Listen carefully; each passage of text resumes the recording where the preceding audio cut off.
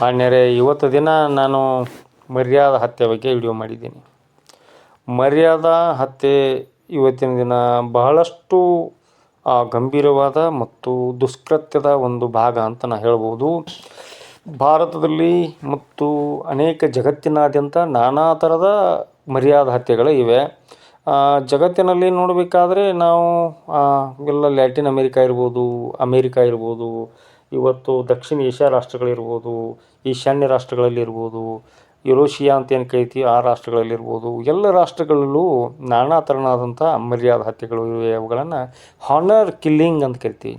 Honour killing, ಈ honour killing ಬೇರೆ ಬೇರೆ ಸ್ವರೂಪದಲ್ಲಿ ಬೇರೆ ಬೇರೆ ರಾಷ್ಟ್ರಗಳಲ್ಲಿವೆ. ಭಾರತದಲ್ಲಿ ಕೂಡ ಅನೇಕ ಮರ್ಯಾದ ಹತ್ಯೆಗಳು ನಡೆದಿವೆ. ಅನೇಕ ಸಾಕ್ಷ್ಯಾಧಾರ ಕೊರತೆಯಿಂದ ಕೂಡ ಖುಲಾಸೆ ಆಗಿವೆ ಅಂತ ಹೇಳ್ಬೋದು. ಮರ್ಯಾದ ಹತ್ಯೆ ಏಕೆ ಆಗುತ್ತದೆ ಅಂತ ಇಲ್ಲಿ ಪ್ರಮುಖವಾದ ಪ್ರಶ್ನೆ. ಮರ್ಯಾದ ಹತ್ಯೆಗಳು ಇಲ್ಲಿ ನಮ್ಮ ಭಾರತದಲ್ಲಿ ನೋಡ್ಬೇಕಂತಂದ್ರೆ ಒಂದು ಜಾತಿಯ ಒಂದು ತಾರತಮ್ಯ, ಜಾತಿಯ ಒಂದು ಶೋಷಣೆಯ ಒಂದು ಒಂದು ಭಾಗ ಅಂತ ಹೇಳ್ಬೋದು. ಹಿಂದೂ ಧರ್ಮದಲ್ಲಿ ಬ್ರಾಹ್ಮಣ, ಕ್ಷತ್ರಿಯ, ವೈಶ್ಯ, ಶೂದ್ರದ ಈ ಭಾಗವೇ ಈ ಒಂದು ಜಾತಿ ವ್ಯವಸ್ಥೆ. ಈ ಮೇಲ್ಜಾತಿಯ ಒಂದು ಜನರು ಕೆಳಜಾತಿಯ ಜನರ ಜೊತೆ ಅಂತರ್ಜಾತೀಯ ವಿವಾಹ, ಅಂತರ್ಧರ್ಮದ ವಿವಾಹವನ್ನು ವಿರೋಧಿಸುತ್ತಾರೆ. ಈ ವಿರೋಧದ ಒಂದು ಪಾಪದ ಫಲವೇ ಈ ಒಂದು ಮರ್ಯಾದ ಹತ್ಯೆ ಅಂತ ಹೇಳ್ಬೋದು. ಯಾವುದ ಉನ್ನತ ಜಾತಿಯ ಜನ ಅಂತ ಏನು ಅನ್ಸ್ಕೋತಿರೋ ಅವರು ಈ ದಲಿತ ಮಹಿಳೆಯರನ್ನು ಮದುವೆ ಆದ ನಂತರ ಅವರನ್ನು ಶೋಷಿಸುತ್ತಾರೆ, ಕೀಳಾಗಿ ನೋಡುತ್ತಾರೆ ಅವರನ್ನು, ಮತ್ತು ಕೊಲೆಯನ್ನು ಕೂಡ ಮಾಡುತ್ತಾರೆ, ಮರ್ಯಾದ ಹತ್ಯೆಯನ್ನು ಮಾಡುತ್ತಾರೆ. ಅನೇಕ ಪ್ರಕಾರಗಳನ್ನು ನೋಡುತ್ತೇವೆ. ಅದೇ ರೀತಿಯಾಗಿ ಈ ಶ್ರೀಮಂತ ಹುಡುಗಿಯರು ದಲಿತ ಹುಡುಗರನ್ನು ಮದುವೆ ಆದರೆ ಅವರನ್ನು ಮರ್ಯಾದ ಹತ್ಯೆಯಾಗಿ ಹುಡುಗಿಯರನ್ನು ಅಥವಾ ಹುಡುಗನನ್ನು ಇಬ್ಬರನ್ನು ಕೂಡ ಕೊಲೆ ಮಾಡ್ತಕ್ಕಂಥ ಘಟನೆಗಳನ್ನು ನಾವು ನೋಡಿದ್ದೇವೆ. ಇದಕ್ಕೆ ಕಾರಣ ಏನಪ್ಪ ಅಂತಂದರೆ ಜಾತಿ ವ್ಯವಸ್ಥೆ. ಅವರು ತಮ್ಮ ಗೌರವಕ್ಕಾಗಿ, ತಮ್ಮ ಅಂತಸ್ತಿಗಾಗಿ, ತಮ್ಮ ಪರಂಪರೆ ಮತ್ತು ತಮ್ಮ ರೀತಿ ನಿವಾಸಗಳಿಗಾಗಿ, ಈ ಹಿಂದೂ ಧರ್ಮದಲ್ಲಿನ ಒಂದು ಕಟ್ಟುಪಾಡುಗಳಿಂದಾಗಿ ಅವರು ಮರ್ಯಾದ ಹತ್ಯೆಯನ್ನು ಮಾಡುತ್ತಾರೆ. ಆದರೆ ಭಾರತದಲ್ಲಿ ಹಿಂದೂ ಧರ್ಮದಲ್ಲಿ ತಾರತಮ್ಯ ಇರುವುದರಿಂದಲೇ ಈ ಧರ್ಮವನ್ನು ದಲಿತರು ಹೆಚ್ಚು ಬೇರೆ ದೃಷ್ಟಿಯಿಂದ ನೋಡುತ್ತಾರೆ ಅಂತ ಹೇಳ್ಬೋದು. ಇದನ್ನು ಧರ್ಮ ಅಂತ ಒಪ್ಕೊಳ್ಳದೇ ಇರೋದಕ್ಕೆ ಕಾರಣ ಏನೆಂದರೆ ದಲಿತರು ಈ ಧರ್ಮದಲ್ಲಿ ಸಮಾನತೆ ಇಲ್ಲ, ಅಂತರ್ಜಾತಿ ವಿವಾಹಕ್ಕೆ ಆಸ್ಪದವಿಲ್ಲ. ಇಲ್ಲಿ ಮುಖ್ಯವಾಗಿ ನಾವು ನೋಡಬೇಕಾದ ಏನಂದ್ರೆ ಭಾರತದ ರಾಷ್ಟ್ರದಲ್ಲಿ ಅಪರಾಧ ದಾಖಲಾತಿ ದಳ ಅಂತ ಏನು ಕರಿತೀವಿ, ನ್ಯಾಷನಲ್ ಒಂದು ಕ್ರೈಮ್ ರೆಕಾರ್ಡ್ ಬ್ಯೂರೋ ಪ್ರಕಾರ ನಾವು ನೋಡ್ತೀವಿ.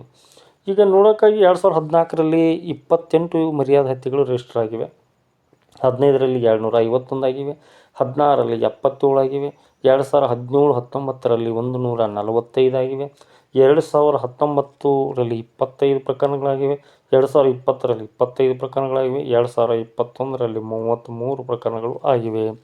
ಜಗತ್ತಿನಾದ್ಯಂತ ನಾವು ಮಾರ್ಮಿಕವಾಗಿ ಅವುಗಳನ್ನು ನಾವು ನೋಡಬೇಕಾದ್ರೆ, ವಾರ್ಷಿಕವಾಗಿ ಅವು ಮರ್ಯಾದ ಹತ್ಯೆಗಳನ್ನು ನೋಡಬೇಕಾದ್ರೆ ಜಗತ್ತಿನಲ್ಲಿ ಅತಿ ಹೆಚ್ಚು ಬಲಿಯಾದವರು ಮಹಿಳೆಯರು, ಹುಡುಗಿಯರು. ಸುಮಾರು 5,000 ಮಹಿಳೆಯರು ಮತ್ತು ಹುಡುಗಿಯರು ಮರ್ಯಾದ ಹತ್ಯೆಗೆ ಬಲಿಯಾಗಿದ್ದಾರೆ ಎಂದು United Nations of population fund ಅಂದಾಜಿಸಲಾಗಿದೆ. ಇದನ್ನು UNFPA ಅಂತ ಕರೀತಾರೆ. UNFPA ಅನ್ನುವಂಥ ಸಂಘಟನೆ ಇದನ್ನು ಹೇಳುತ್ತದೆ.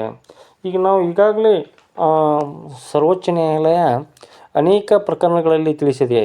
ಲತಾ ಸಿಂಗ್ ಮತ್ತು ಉತ್ತರ ಪ್ರದೇಶ ಪ್ರಕರಣದಲ್ಲಿ ನೇರವಾದಂಥ ಸರ್ವೋಚ್ಚ ನ್ಯಾಯಾಲಯ ಹೇಳಿದೆ, ಈ ನವದಂಪತಿಗಳು ಏನು ಮದುವೆ ಆದರೆ ಅವರನ್ನು ರಕ್ಷಿಸುವ ಜವಾಬ್ದಾರಿ ಪೊಲೀಸರಿಗೆ ಅಂತ ನಿರ್ದೇಶನ ನೀಡಿದೆ ಸರ್ವೋಚ್ಚ ನ್ಯಾಯಾಲಯ. ಅದೇ ರೀತಿ ಅದು ಸಂವಿಧಾನದ 21 ಜೀವಿಸುವ ಸ್ವಾತಂತ್ರ್ಯ, ಅದನ್ನು ಪ್ರತಿಯೊಬ್ಬ ನಾಗರಿಕನಿಗೆ ಜೀವಿಸುವ ಹಕ್ಕು ಇದೆ ಎನ್ನುವುದನ್ನು ಹೇಳಿದೆ.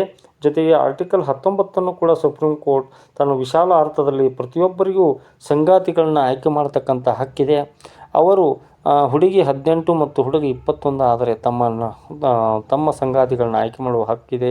ಅದು ಸರ್ವೋಚ್ಚ ನ್ಯಾಯಾಲಯ ಅದನ್ನು ಖಾತ್ರಿಪಡಿಸೋದು ಅಂತ ಹೇಳಿದರೂ ಕೂಡ ಅನೇಕ ಜನರು ಏನು ಮಾಡುತ್ತಾರೆ ಅಂತಂದರೆ ಈ ಒಂದು ಅಂತರ್ಜಾತಿ ವಿವಾಹವನ್ನು ವಿರೋಧಿಸುತ್ತಾರೆ, ಅಂತರ್ಧರ್ಮ ವಿವಾಹವನ್ನು ವಿರೋಧಿಸುತ್ತಾರೆ. ಕಾನೂನು ಬಾಹಿರವಾಗಿ ಅವರು ಕೃತ್ಯವನ್ನು ಮರ್ಯಾದ ಹತ್ಯೆಯನ್ನು ಮಾಡುತ್ತಾರೆ, ಮೂಲಭೂತ ಹಕ್ಕುಗಳನ್ನು ಕಸಿದುಕೊಳ್ಳುತ್ತಾರೆ, ಮಾನವ ಹಕ್ಕುಗಳನ್ನು ಕಸಿದುಕೊಳ್ಳುತ್ತಾರೆ, ಇಲ್ಲಿ ಕೊಲೆಯನ್ನು ಮಾಡುತ್ತಾರೆ. ಇದನ್ನು ಹೀನಸ್ ಅಂತ ಕೃತ್ಯ ಅಂತ ಕರಿತೀವಿ. ಅತಿ ಕ್ರೂರವಾದಂಥ ಕೃತ್ಯವನ್ನು ಮಾಡುತ್ತಾರೆ.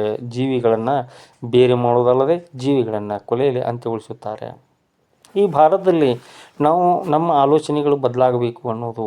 ಯಾಕಂದರೆ ಎಲ್ಲ ಧರ್ಮ ಒಂದು, ಎಲ್ಲ ಮಾನವ ಕುಲ ಒಂದು ಎನ್ನುವುದನ್ನು ನಾವು ಇಲ್ಲಿ ಸಾರಬೇಕಾಗಿದೆ. ಮತ್ತು ಸಾರದಿದ್ದರೆ ಇದು ಏನಾಗುತ್ತದೆ ಅಂತಂದರೆ ಇಲ್ಲಿ ಸಮಸ್ಯೆಗಳು ಕೂಡ ಉಲ್ಬಣ ಆಗುತ್ತವೆ ಎನ್ನುವಂಥದ್ದು ಇಲ್ಲಿ ಕಂಡುಬರುತ್ತದೆ. ಇಲ್ಲಿ ಕೊಲೆ ಅಥವಾ ಮರ್ಯಾದಾ ಹತ್ಯೆ ಎರಡೂ ಒಂದೇ ಅಂತ ಹೇಳ್ಬೋದು ನಾವು. ಯಾಕೆಂತಂದರೆ ಎರಡೂ ಕೂಡ ಸಾಮಾನ್ಯವಾಗಿ ಒಂದೇ ಸ್ವರೂಪದಲ್ಲಿ ಇರುತ್ತವೆ ಅಂತ ನಾವು ಹೇಳ್ಬೋದು. ಈಗ ನಾವು ಭಾರತೀಯ ನ್ಯಾಯ ಸಂಹಿತೆ 2023, ಭಾರತೀಯ ನಾಗರಿಕ ಸುರಕ್ಷಾ ಸಂಹಿತೆ ಅಂತ ಏನು ಈಗ ಅಪರಾಧ ಪ್ರಕ್ರಿಯಾ ಸಂಹಿತೆ 1973 ಬದಲಾಗಿ ಏನು ಜಾರಿಗೆ ತಂದಿದ್ದಾರೆ ಅದರಲ್ಲಿರ್ಬೋದು, ಮತ್ತು ಪರಿಶಿಷ್ಟ ಜಾತಿ ಪಂಗಡದವರಿಗಾಗಿ ಇರತಕ್ಕಂಥ ದೌರ್ಜನ್ಯ ತಡೆ ಕಾಯ್ದೆ 1989 ಇರ್ಬೋದು. ಈ ಎಲ್ಲ ಕಾಯ್ದೆಗಳು ಇದ್ದರೂ ಕೂಡ ಮರ್ಯಾದಾ ಹತ್ಯೆಯನ್ನು ತಡೆಯಲು ಆಗುತ್ತಿಲ್ಲ, ನಿಯಂತ್ರಿಸಲು ಆಗುತ್ತಿಲ್ಲ, ತಡೆಗಟ್ಟಲು ಆಗುತ್ತಿಲ್ಲ. ಯಾಕೆಂತಂದರೆ ಅವು ಕಾನೂನುಗಳು ಇನ್ನೂ ಕೂಡ ಮರ್ಯಾದಾ ಹತ್ಯೆಗಾಗಿ ಕೆಲವೊಂದು ಕಾನೂನುಗಳನ್ನು ಮಾಡತಕ್ಕಂಥ ಅವಶ್ಯಕತೆ ಇದೆ ಅನ್ನುವಂಥದ್ದು ಕಂಡು ಬರುತ್ತದೆ.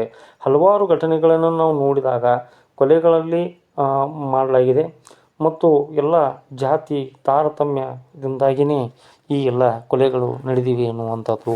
ಅಂತಸ್ತಿಗಾಗಿ, ತಮ್ಮ ಸ್ಥಾನಮಾನಕ್ಕಾಗಿ, ತಮ್ಮ ಗೌರವಕ್ಕಾಗಿ ಈ ಕೊಲೆಗಳನ್ನು ನಡೆದಿದೆ ಅಂತ ನಾವು ಹೇಳ್ಬೋದು. ಅದಕ್ಕಾಗಿ ನಮ್ಮ ಸಮಾಜ ಈ ಭಾರತದಲ್ಲಿ ಪರಿವರ್ತನೆ ಆಗಬೇಕು, ಆಲೋಚನೆಗಳು ಬದಲಾಗಬೇಕು, ಎಲ್ಲ ಸಹೋದರ ಸಹೋದರಿಯರು ಒಂದಾಗಬೇಕು ಅನ್ನುವಂಥದ್ದು ಇಲ್ಲಿ ವಿಚಾರ ಮಾಡಬೇಕಾದಂಥ ಅವಶ್ಯಕತೆ ಇದೆ ಅನ್ನುವಂಥದ್ದು. ಆದರೆ ಇಂದಿನ ದಿನಗಳಲ್ಲಿ ಅತಿ ಹೆಚ್ಚು ಮರ್ಯಾದಾ ಹತ್ಯೆಗಳು ನಡೆಯೋದು ನೋಡಿದರೆ ಇದು ಗಂಭೀರ ಸ್ವರೂಪವನ್ನು ಪಡೆದಿದೆ ಅನ್ನುವಂಥದ್ದು ಹೇಳ್ತಾ ನನ್ನ ಈ ಹೇಳನ್ನು ಮುಗಿಸ್ತಾ ಇದ್ದೀನಿ.